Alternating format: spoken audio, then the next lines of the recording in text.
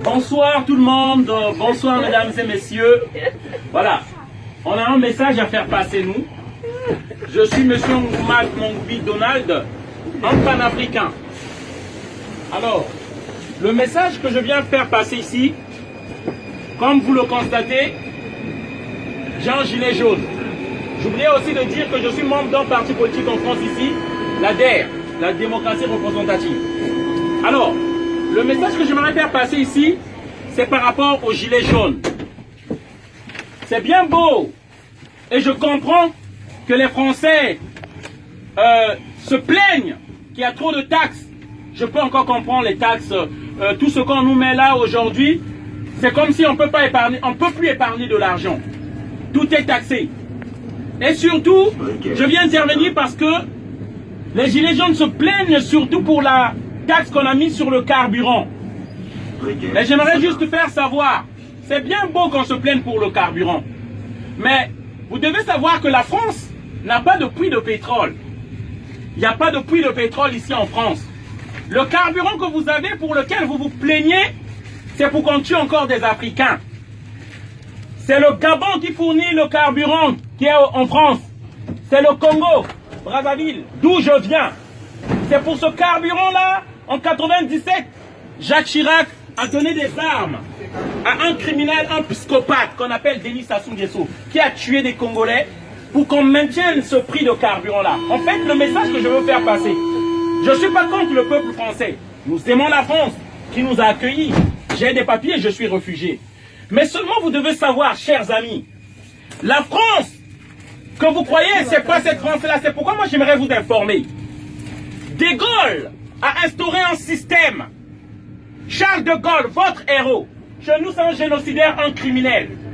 Charles de Gaulle, au Cameroun, il a tué plus de 400 000 personnes. Le massacre des Bamileke, pour imposer un président dit-on ami de la France, un dictateur. Amadou Ahidjo. Charles de Gaulle, en 1963, janvier, fait assassiner Sylvanus Olympio, le premier assassinat de la France-Afrique, au Togo. Mitterrand, lorsqu'il arrive, il fait tuer Thomas Sankara, au Burkina Faso, renseignez-vous. On tue en fait tous nos frères patriotes qui aiment nos pays, pour nous installer des marionnettes, des dictateurs, des préfets de l'Afrique, de la France en Afrique.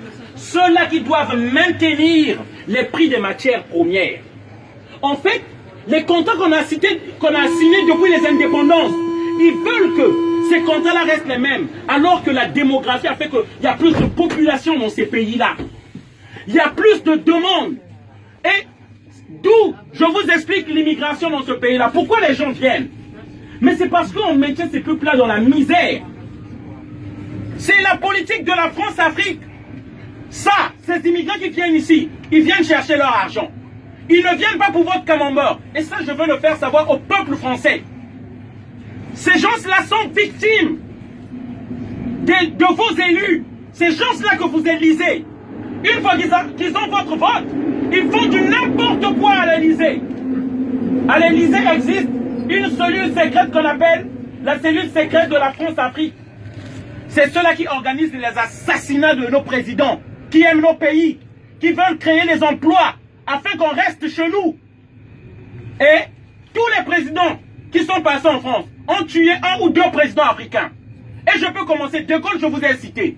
Si je prends les Pompidou, les Valéry Giscard d'Estaing, qui a détruit la Libye, Sarkozy, qui a enlevé Laurent Gbagbo qu'on a déporté à la CPI, Sarkozy et François Hollande.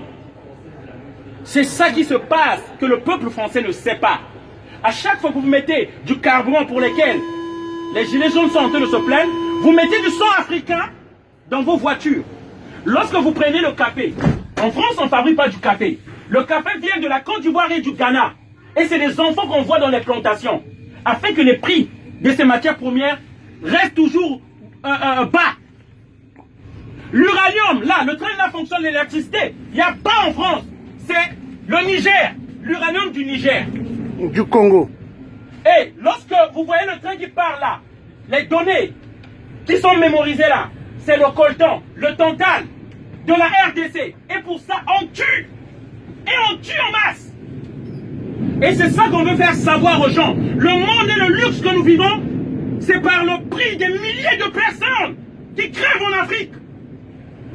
Et ça, je ne voudrais pas vous indexer, vous tenir responsable, mais vous faire savoir que le monde sache. Si moi j'étais en Afrique, je serais tué comme une mouche si j'élevais ma voix. Comment rien, comment on tue mes frères là-bas? Et c'est pourquoi je profite de cette occasion pour vous informer, afin que vous sachiez. On paye de notre sang pour ce luxe que vous vivez là. On paye de notre sang. Et ne l'oubliez pas, à chaque fois que vous revendiquez ces prix-là, ces taxes-là qui augmentent, d'une autre manière, vous demandez encore qu'on tue les Africains, afin que vous ayez toujours les matières premières à bas prix. Voilà la réalité. Merci. Je vous souhaite une bonne soirée à tous. Désolé d'avoir crié. Merci. Voilà.